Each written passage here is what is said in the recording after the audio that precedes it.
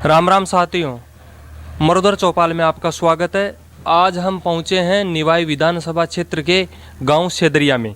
जानेंगे यहाँ के लोगों से क्या है इनके मुद्दे और क्या है यहाँ की ग्राउंड रिपोर्ट।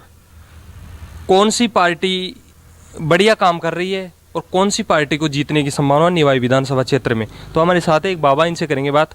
राम राम दा जी। हाजी राम राम जी, राम राम शाह, राम राम शाह। तो अपना निवाई विधानसभा क्षेत्र में विधायक साहब ने कतरो काम करी। विधायक साहब ने खूब काम कर दिया साहब। निवाई क्षेत्र शास्त्र बढ़िया काम करी। बढ़िया काम करी। रोड़ा निकाल दी, जगह जगह गांव गांव में रोड़ा निकाल दी। गरीबों को मकान पहुंचा, मकान बना दिया। बीजेपी ने बनाया है। हमारे कांग्रेस ने नहीं बनाया, बीजेपी ने बनाया।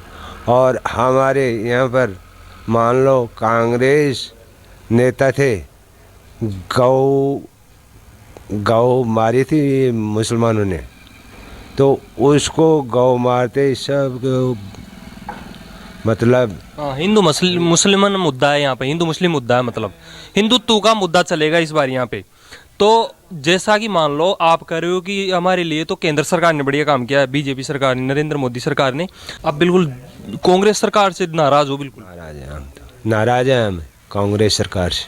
तो क्या नाराज ऐसे हैं कि गौ हत्या की थी मुसलमानों ने, तो हिंदुओं के फांसी लगाई और मिलजुल के अरे हिंदुओं की फांसी लगा के जेल भेजा।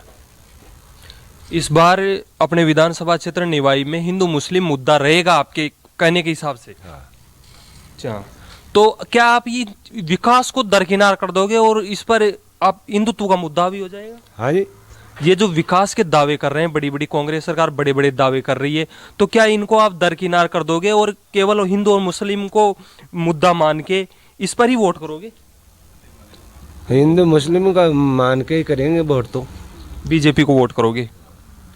तो अभी तो यहाँ पे बीजेपी ने अपने टिकट नहीं दिए, ना कांग्रेस पार्टी ने दी निवाई विधानसभा क्षेत्र में। तो ये तो अगले के ऊपर है साहब, टिकट तो देना पड़ेगा। किसी को भी टिकट मिल जाए आप तो पार्टी के साथ रहोगे? हाँ, पार्टी के साथ रहेंगे।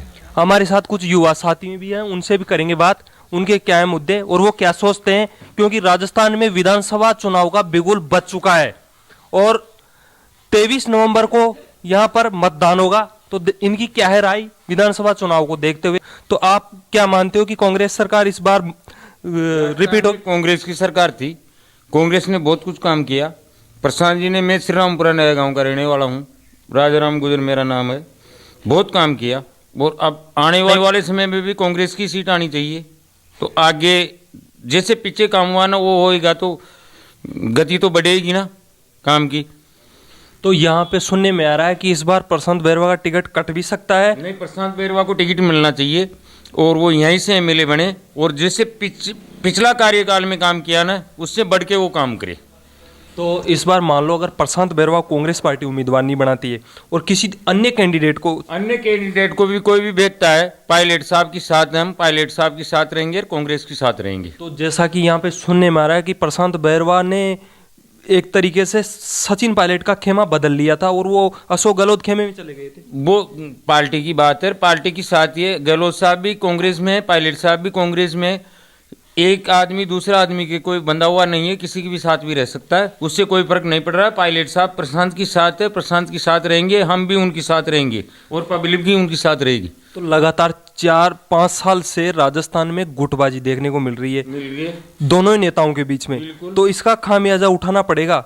हमारे को कई लोग कहते हैं कि यहाँ पे राजस्थान में कांग्रेस को इसकी गुटबाजी ले डूबेगी। तो क्या मानते हैं दोनों नेता एक साथ होकर काम करेंगे इस बार?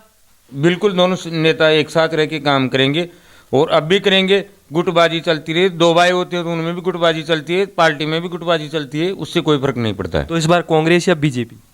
कांग्रेस। इसी के साथ नमस्कार साथियों, आगे और मिलेंगे। नमस्कार।